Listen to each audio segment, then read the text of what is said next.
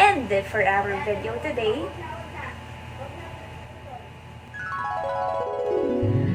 hi guys! Welcome back to my channel, and if you are new to my channel, please do not forget to like and subscribe and click the notification bell so that you will be updated on my new uploaded videos.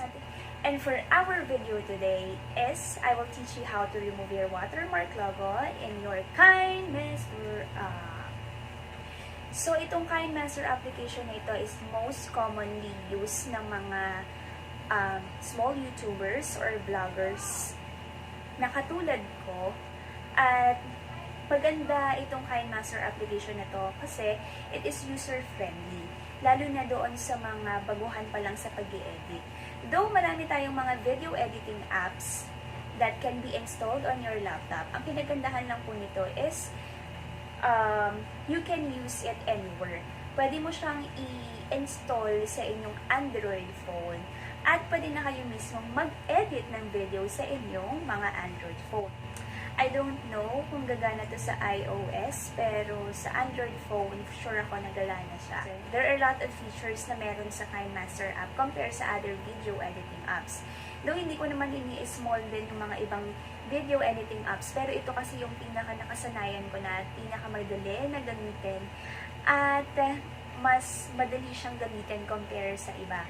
Before, I am using yung Power Director, pero nung nakilala ko to, when I discovered the KineMaster, doon ako nag-i-edit. So ngayon, isa ka din ba sa mga nag-i-struggle kung paano tatanggalin yung watermark na yun? So I think this video is for you. So if you want to know more about this video, please keep on watching. So first, kailangan muna nating i-download yung AC Market sa Google.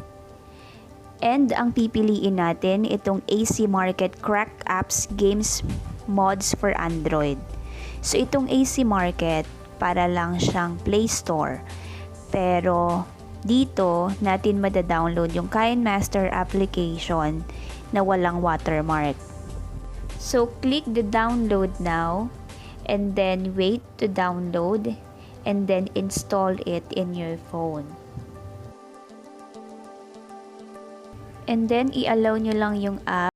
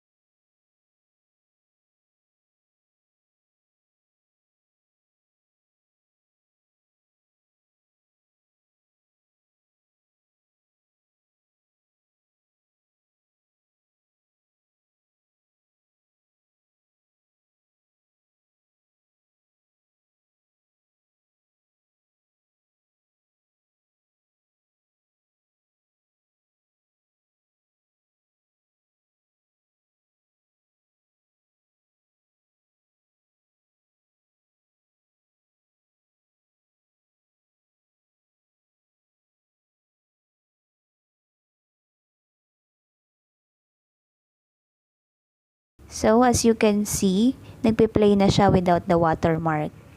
So if you find this video helpful, do not forget to like this video, and if you have some comments or suggestions, do not forget to leave your comment down below. See you on my next vlog. Bye! Stories, I'm a fool for your love.